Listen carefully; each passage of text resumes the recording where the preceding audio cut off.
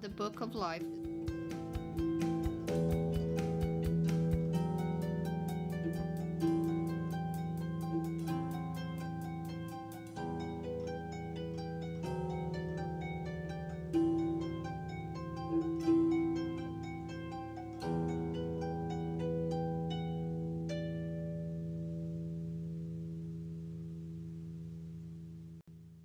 Ascended Master Saint Germain. The Bridge to Freedom Journal, July 1953. As the pure, unformed electronic light flows forth from the presence, it is the consciousness of the individual which becomes the pen, and on the Book of Life is written the story of the use of that priceless energy. Many such volumes are written by the soul, closed as the last breath leaves the body, and then given into the hands of the angel of records to be read in the halls of karma. Then, when the soul is assigned to a realm in which its light may best be expanded, it must endeavor to rewrite every page whereon the shadows of human thought and feeling cast their gloom over the promptings of the higher self. And again, when the soul comes to new birth, is the book given, every page fresh, and once more it writes. But lifetime after lifetime and century after century is the same novel written, with but few changes. Finally, when the soul awakens, is the book of victory written, clasped shut, and delivered to the higher mental body or Christ self, who receives it with a prayer of thanksgiving and joy that the long journey is over. And as the white fire presence announces the glad tidings, "It is finished," the triumphant soul enters the portals of the Father's home to come out no more.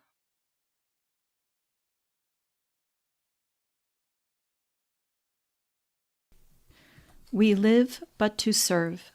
Archangel Michael's address to students in 1953. You have a book of life, each one of you. The record of one's time and energy between embodiments is also entered in this book, which is drawn forth by the lords of karma through one of their messengers and studied before your petitions or summons for reincarnation takes place. This is how a master is enabled to draw certain particularly competent life streams around him for a given cause. But in these books are written the sins of omission and commission, as well as the good, and they all determine so much. Then, if it is a very large book, as in the case with many of you, it contains pictures. You have accepted this as your lot, and so death claims the form and dissolution ensued. I meet you, each one. You are assigned to a schoolroom on this side, then back again, and so on and on. And how far have you got? A couple of more pages written in the book, 9/10 of which have to be erased before we can place it on the scroll of immortality. I am ashamed to even look at some of them. Man spoke truly when he said, "The moving finger writes, and having writ, moves on." It is only God in his mercy and love that chooses to take out of men's records the foolish waste of energy and time. But I wish you could see what you do with life. You rise in the morning. All night long the elemental kingdom has purified the atmosphere in preparation for the new day. The silver cord containing within it your own life's pattern is ceaselessly flowing through, and you write with your thoughts and feelings a page, a chapter, and if you are energetic and vital, sometimes even a volume.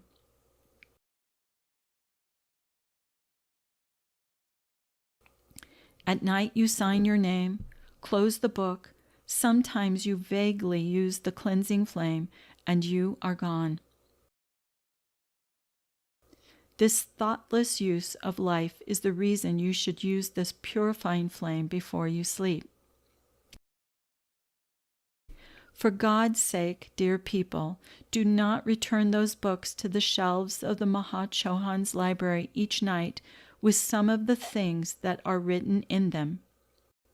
When he opens them in the presence of your sponsor, how do you think that great one feels? But if you have used the sacred fire, you have not only consumed the record in the book, but you have consumed the cause at inner levels and the tendency in your own nature as well.